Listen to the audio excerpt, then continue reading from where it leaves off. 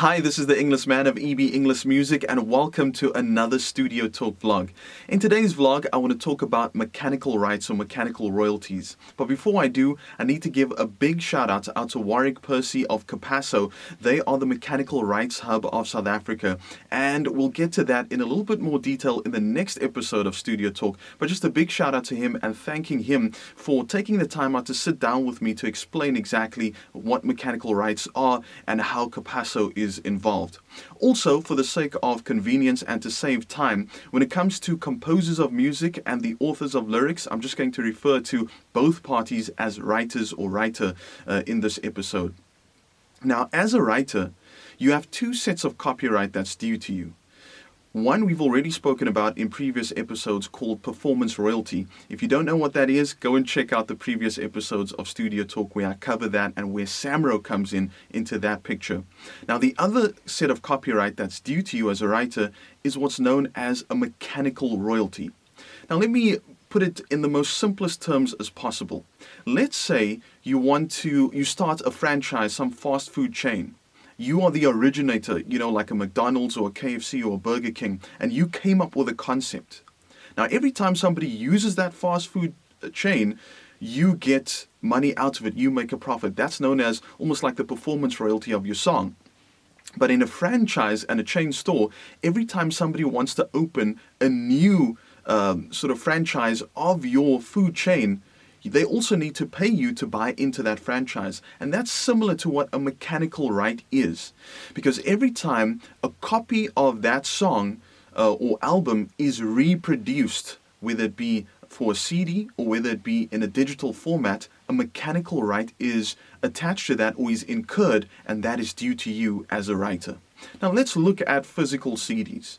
In order to distribute or to pay mechanical rights, you need a license. So who are these people that need a license? It's recording labels, production houses that use it for ads, advertising agencies themselves, even radio stations and TV broadcast stations, because a copy is being reproduced of your work for that as well.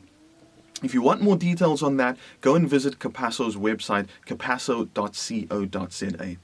Now, what happens is, in the case of a physical CD, let's say whether you're independent or you belong to a recording label, you will obviously tell Capasso or whoever collects mechanical rights, you want to print 5,000 CDs. Or 5,000 copies of a particular album. That means on each CD, 5,000 sets of mechanical rights have been incurred, and that needs to be paid over to the writers that are involved in those songs. When it comes to physical CDs, that percentage is worked out to about 6.76%.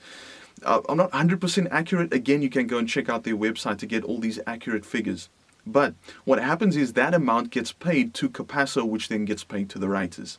And this percentage is worked out on what's known as either a PPD price or, in simpler terms, like a wholesale price, what the record companies would sell it to stores like Musica or what used to be known as CD Warehouse, whoever sells CDs. That wholesale price that they sell it to those stores for, that is what the mechanical right is calculated on. Now, in obviously modern music age, we use digital downloads and streaming. So how's it worked out in those cases? In those cases, they work out the mechanical royalty based on the end user price. So, for example, when you sell a song on iTunes or Amazon or any of these other platforms, then you sell it for around about, $7.99, R8, R9, and then 9% of that is kept aside for mechanical royalties, and then that gets paid to Capasso, which in turn gets paid over to the writer. With streaming, it's slightly more complicated because you don't pay per stream. As a customer, you have a subscription service.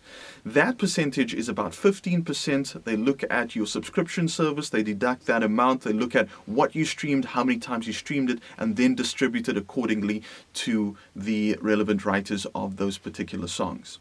So what I would urge you to do now is go and visit capasso.co.za, or you can contact them personally via email or telephone just to break it down even in more detail if there's anything more that you need to know about mechanical rights. And we'll cover a bit more in the next episode what Capasso exactly does and how they can help you with your mechanical rights. If there's any questions that you have, any comments, comment in the comment section below. Give me a thumbs up and don't forget to subscribe.